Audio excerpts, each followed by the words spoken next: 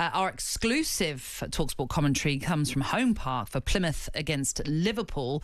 That one is a 3 o'clock kickoff, and it is completed by the All-Premier League tie at Villa Park as Aston Villa host Tottenham, then kicking off at 5:35. For more on what is in store then for talkSPORT, it is our very own voice of live football that joins us. Adrian Durham, how are you doing this morning? Hey. Good morning, Natalie. Good morning, Cass. I'm doing absolutely fine. I made my way from Southampton, where I'd watched Burnley knock out a Premier League side yesterday, all the way to Plymouth last night. The trains weren't running great. It's a real surprise. So I finally got here about midnight last night, but really looking forward to a day of cup action. Yeah, absolutely. Maybe just a quick word on that victory for Burnley, because we haven't really talked about it. I mean, we were saying it's a shock, but it's not really a shock because there's very little between the two sides when it comes to the tables. Yeah, that's absolutely correct. Even pre-game, we were saying if Burnley win, is it really a shock? The big shock was Burnley weren't involved in a 0-0. It wasn't the greatest cup tie you've ever seen, but there are a lot of things to take away and chew over from the tie. And one was about the goal, which, listen, it's a debut goal for Marcus Edwards. I think it's a brilliant signing for Burnley. Interested to see what he does and adds to them between now and the end of the season. Could he be the key to getting one of the two automatic spots? Because there's a breakaway of 4 at the top of the Championship. I think the other aspect was Southampton's players looked like they couldn't be bothered to run back and defend.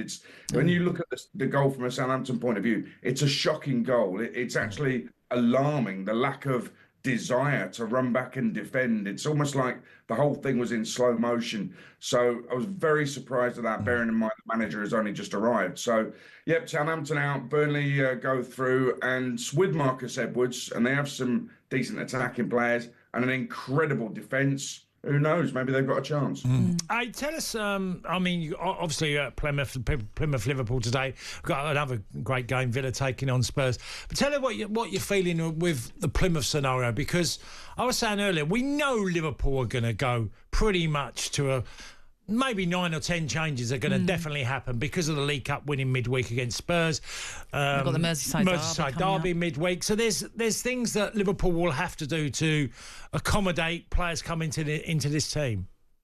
Yeah, I mean, I suspect we probably won't see Mo Salah or Virgil van Dijk in the starting lineup. Okay, so that's one thing to look out for.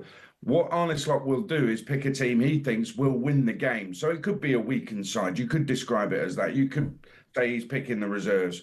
But he will also, in his mind, think, yeah, this team is good enough to beat Plymouth. Because Plymouth, let's face it, are bottom of the Championship. Liverpool, not only top of the Premier League, they finished top of the Champions League group stage. So, you know, Liverpool, on paper, are expected to win this, whatever 11 they put out from their squad. The only little caveat to that is that last week Plymouth had an incredible win against West Bromwich Albion. Nobody saw it coming. They got incredibly lucky with a penalty that never was. But then there's no VAR in this game today as well. So they may get lucky again with a decision. They'll need a little bit of luck, Plymouth. They are bottom of the Championship for a reason. They lost their best player in the window, Morgan Whittaker. So, you know, you could only see one outcome from this. But I think you're right to highlight that Merseyside derby, which is live and exclusive Wednesday night on talkSPORT, the last ever one at Goodison Park, because Arne Slot will have that in his mind. He knows they're favourites. He knows they'll probably go on to win the Premier League title, but he also knows that if they start dropping points anywhere in the near future, then Arsenal will pick up on that and they will gain some confidence from that. That is his priority, I think. We should also say Plymouth have kept us 3 clean sheets all season, and bear in mind Liverpool like to score a lot of goals. It could be a tricky afternoon for them, certainly, but it's all about the cup and you never know what can happen, so we'll see what happens with that one. We should start with the game that even though you're at Plymouth, you'll be covering the Blackburn Wolves game, which is obviously another Championship side taking on Premier League opposition. Slightly different circumstances with Blackburn in the playoff position, so looking for promotion, and Wolves in a relegation battle themselves in the Premier League. How do you see this one faring? Well, again, a lot will depend on the 11s that are picked by the respective managers, and I include Blackburn in that because they're in and around the playoff places and they don't want to miss out on that because they have missed out on it in recent seasons.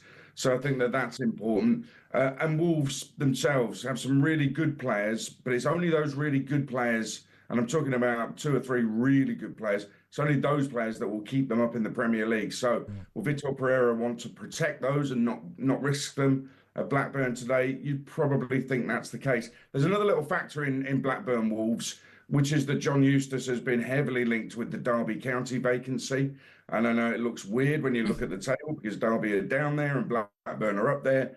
But there's a geographical location factor for John Eustace, possibly, that could come into play. He might want to go closer to home, as it were. So I think that's intriguing that that's sort of burst onto the scene. That news has broken on the eve of this tie. That could play a part in the tie, I think.